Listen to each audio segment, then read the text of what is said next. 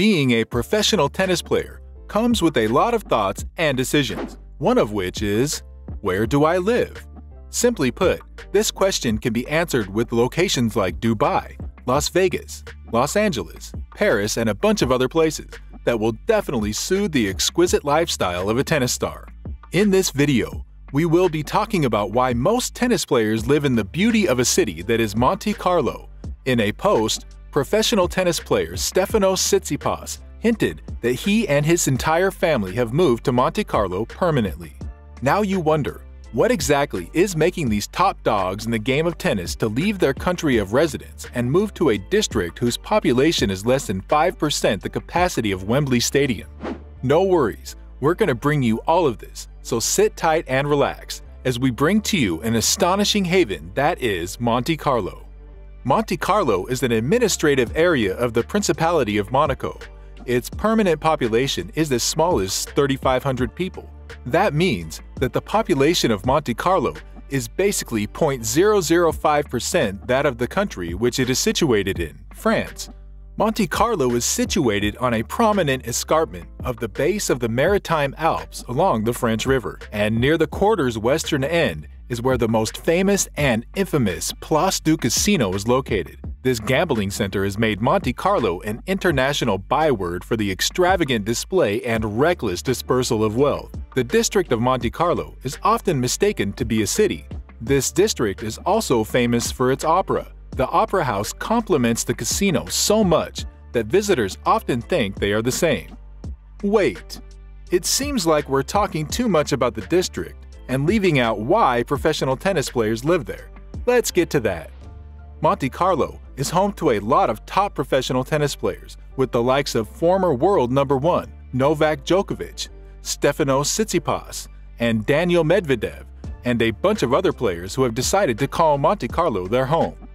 This is because Monte Carlo is considered a high-profile tax haven for its personal and business laws and policies, which are extremely lenient and favorable when compared to other parts of the world. The District of Monte Carlo levies no income tax, making it possible for many athletes around the world to keep 100% of their prize money without having to bother about giving the government a cut. This absence of levies on personal income of its residents has been in existence since 1869. Although the income tax in Monte Carlo is one of the lowest in the world, the cost of living in the area is extremely high. I guess it's safe to say, you lose some, you win some, as is the case of living there. However, it's more favorable for players to have to pay for these expenses than take a pay cut. Although most professional tennis players earn a bulk of their money from endorsements, with the likes of Roger Federer earning $93 million in prize money in 2019, but over $85 million from endorsement deals. The prize money of professional tennis players might differ, but most of them are still well over $1 million. Having to let go of taxes that span from 20 to 30% of those earnings can be a little unbearable, considering the amount of expenses professional tennis players incur, which includes traveling, expenses, coaches, trainers, and many others. For example, if we consider former world number 1 Novak Djokovic, he is a Serbian international who lives in Monte Carlo. If he goes to the French Open and wins the prize money of 2 million euros, he gets to keep all the money since he lives in Monte Carlo. Another player to look at is Belgian number 1 professional player David Goffin. As a Belgium international, David is mandated to pay 35% of his earnings in tax. Winning the same prize money of 2 million euros would mean David would have to let go of 700,000 euros in taxes. I guess he didn't think too much before considering a move to the tax haven that is Monte Carlo. But if they had to stay and live in the country of his birth, he would have to pay 20% in taxes. That is 400,000 euros in taxes. That's a lot of money if you ask me. As much as the District of Monte Carlo has proven to be a tax haven for the players, that isn't entirely why they have chosen to live there, as opposed to other tax havens like Dubai, Geneva, and the Bahamas.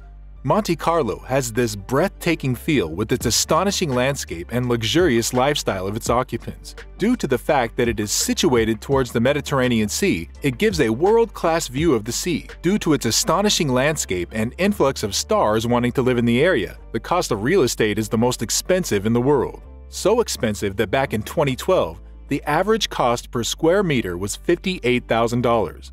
However, this doesn't matter to top players who would prefer to invest a fortune in not having to pay taxes ever again, and still own an apartment in the process. Another reason why tennis professionals choose to live in Monte Carlo is because of its favorable weather conditions. The district experiences over 300 sunny days in a year. The winter in Monte Carlo is very short and mild, while summer is very long and sunny. This makes the district tennis-friendly, ruling out the stress of weather and training capabilities for its professional tennis occupants. However, there are also a lot of indoor stadiums with robust air conditioning where tennis players can train without having to bother too much about the heat. Also, Monte Carlo is the location of the Monte Carlos Masters, an ATP 1000 Tour Masters tournament of tennis, making it easy for its residents to not bother so much about the costs of transporting themselves to the location. Players like Rafael Nadal should surely consider moving to Monte Carlo, having won this title 11 times in his career. Seeing as the tournament is played on clay, it should be an easy feat for the King of Clay. The vast range of places for entertainment in a district as small as Monte Carlo is quite impressive. The city boasts of luxurious tourist centers like world-famous casinos, the Monaco Hop and Hop Off sightseeing bus tour, Monaco Formula One walking tour, a Ferrari sports car experience, and many more beautiful sightseeing opportunities. This attracts wealthy and influential people to the areas to spend their vacation and makes it sort of immune to the non-wealthy. Monte Carlo also plays host to racing events like Formula One and Rally Monte Carlo. These events give the residents of Monte Carlo a thrilling and first-hand experience of its races, thereby welcoming fans from all around the world to the beauty of a district. One very important factor that most professional tennis players look at before considering moving to Monte Carlo is security. Being rich and famous comes with a lot of safety challenges for the athlete and their family. Being able to live in a place with a population as little as that of Monte Carlo, and a bulk of its residents being wealthy and famous people themselves, makes it less likely that either the athletes or their families will be harassed by fans. Most famous individuals always seek to live in a place where they can feel normal, as much as they want to be loved and adored by their fans. Monte Carlo affords them that. Since there seems to be a sudden increase of top professional tennis players choosing to live in the district of Monte Carlo, it is swarming with tennis clubs and sports centers who offer the athletes top-notch facilities for them to train and practice their craft. Being able to have everything you need to become an exceptional player in one location is one thing every athlete looks for, because the stress of traveling and preparing for tournaments can get overwhelming. These facilities can ease the process of preparing a little. This accessibility to training facilities is one of the core reasons why the highest-ranked Greek tennis player in history, Stefanos Tsitsipas, moved to Monte Carlo in 2019. When announcing his relocation to the district, he said, "Big news. My family moved to the south of France. I do not think we will be back to Greece anytime soon, maybe only for vacation." You wouldn't be surprised by this move, seeing as he would have had to keep paying 44% of his earnings as tax.